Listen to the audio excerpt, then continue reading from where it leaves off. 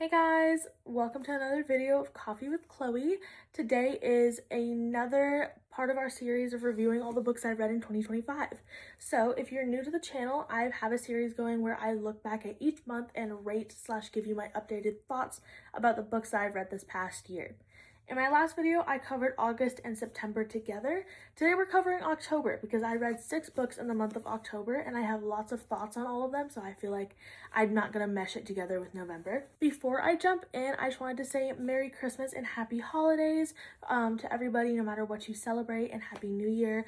I am in a slightly different filming background because I did just fly into Texas yesterday to visit my family, so we'll be back to norms after the new year because I will be home on December 31st. Jumping into our October reads, we have The Great Divide by Cristina Henriquez. This was a great way to start off my reading in October. First and foremost, I'd never read a Cristina Henriquez novel before. I actually found this book at a library sale back in March or April.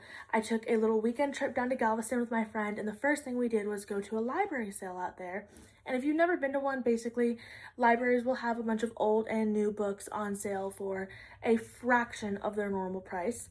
I think the retail of The Great Divide was like $29 because it was the hardcover and it was a fairly new book, and I got it for like maybe 8, maximum 10. The cover was gorgeous and it intrigued me. I'm definitely a judge by the cover person at times, and I love library sales because I get to find books that I probably normally wouldn't come across in Barnes & Noble, because usually when I go to Barnes, I stay in one section and I kind of know what I'm looking for. So I went into this book completely blind, but my mom had read it before me and she really, really loved it. There's so many things to say about this story that I'm trying to organize it all. I'll give you guys a brief synopsis first. The Great Divide is about the construction of the Panama Canal. We had, I want to say, 6 different kind of like point of views, and not everybody's point of view was like consistent. It wasn't divided evenly among 6. It just kind of flipped to whoever it needed to be at the moment. Sometimes it would kind of switch halfway through a chapter, but it wasn't too confusing or anything like that. I thought we had a really diverse cast of characters from different parts of the world with very different experiences. I will say there were 2 characters whose point of views were practically unreadable because they're just such vile human beings. Cristina Henriquez did a really good job painting the picture of the kind of rampant racism that was and is still an issue, especially when the US goes into developing countries and destabilizes them or takes advantage of them. Of course, that means that those characters, you don't want to read from their point of view. It's vile, it makes you uncomfortable, but I think it's important that we have those points of views because you have to be able to sit in the discomfort to learn from it.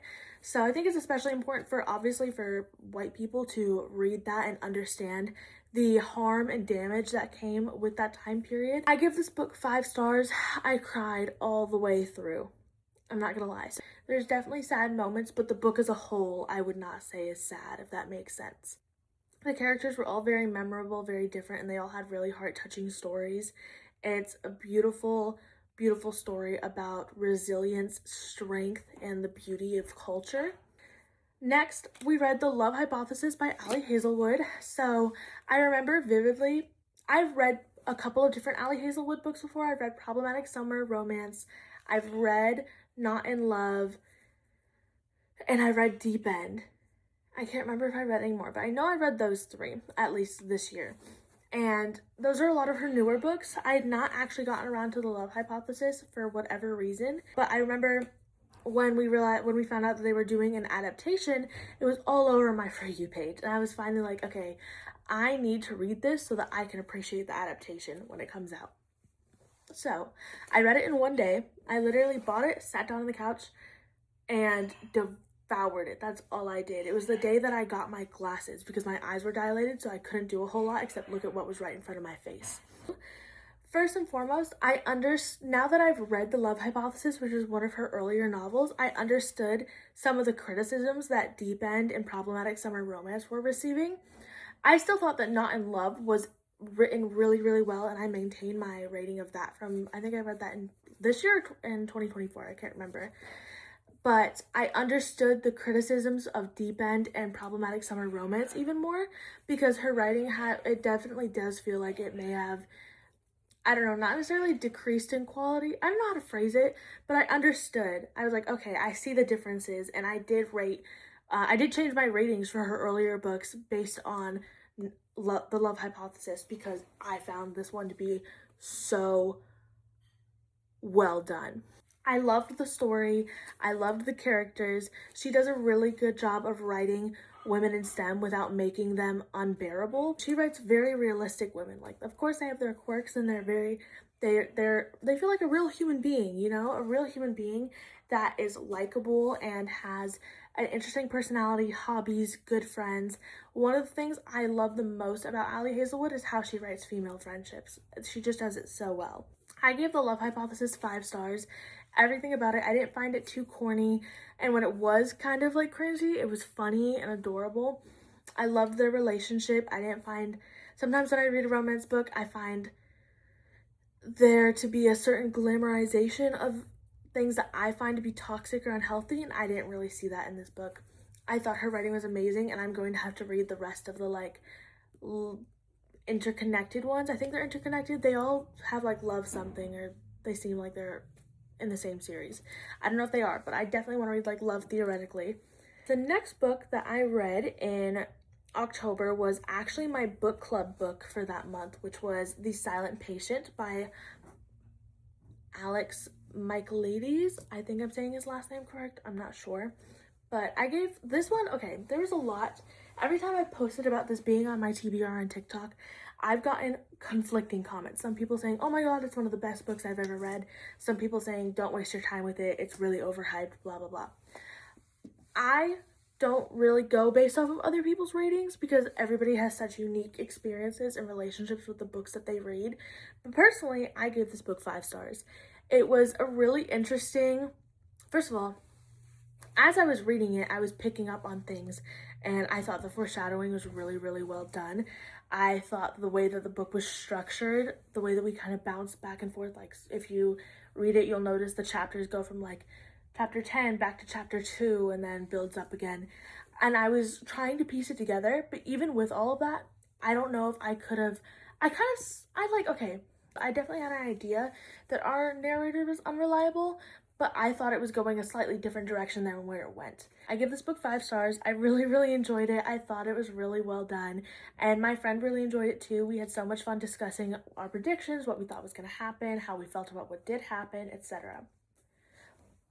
Next, I read Unloved by Peyton Corinne. I did give this one 3.5 stars. It's my lowest rated book of the month.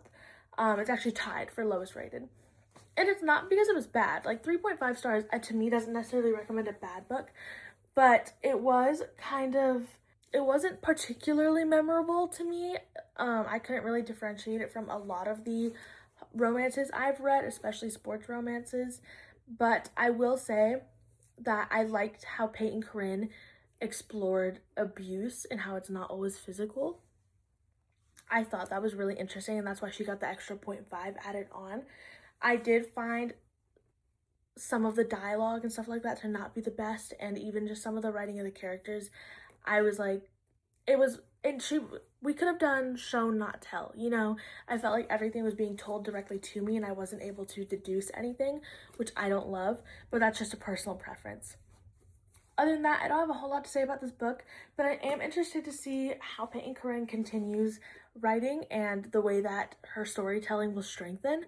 I really appreciated the way that she wrote emotional manipulation and abuse in this book because I thought it was very realistic and it was done with taste, and I hope that she continues to build her skills, and I will be reading more of her books. Next, I read Gloves Off by Stephanie Archer. I started this series. It's the 4th in the Vancouver Storm series. I read 3 of them. I didn't read the 3rd book just because I wasn't particularly interested, but I read the first 2 last year, and I gave the first one 5 stars and the second one 4.5.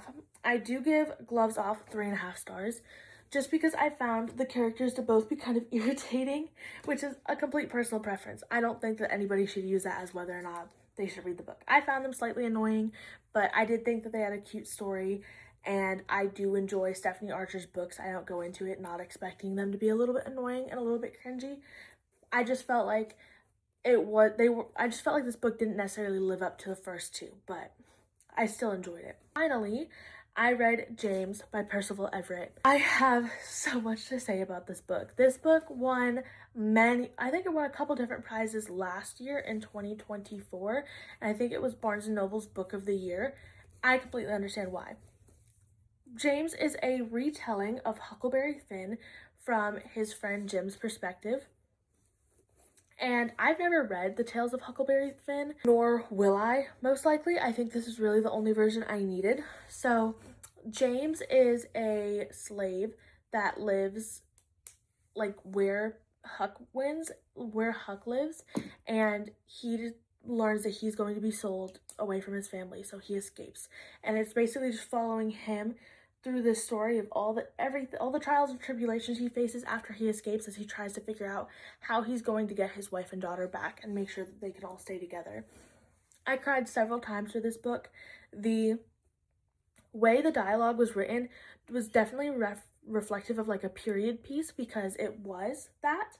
I listened to an audiobook and I think it really added to the experience, because sometimes I have a hard time with different dialogue when I'm reading it, like period pieces, so certain classics, plays, Shakespeare, etc. And I think the audiobook really helped me with this.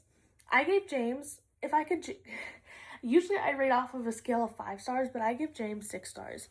It is possibly the best book that I read in all of 2025. I still need to sit down and like make my little graph to figure out, but if it's not the best book I read in 2025, then it's the second best.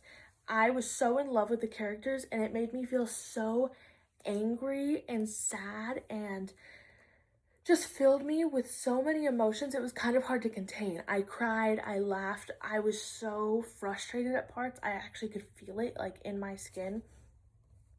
And the way that Percival Everett captured this story was just amazing. I don't see myself needing to read the originals because of this story and how well it was done. So yes, these are the 6 books that I read in the month of October. It was a really good reading month. I'm excited to go over November with you guys, and then we go over December, and then we're done with 2025.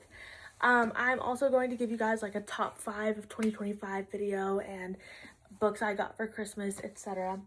But I'm so excited. We've done so well reading this year. I've tried to be really good about diversifying my reading and challenging myself to read things to step outside of the normal genres that I read, which are like fantasy and fantasy romance. And I think this month really shows that with my little, this is Bruce, by the way. I know it looks like a very oddly shaped sketchbook. I received this from my grandma, and I didn't bring a journal with me to Florida. So Bruce is how I am sharing my thoughts with y'all. But thank you so much for watching, and I will see you guys in my next video. As always, make sure to like and subscribe if you want to see more, and check me out on TikTok for daily content on writing, reading, etc. I'll see you guys in the next video.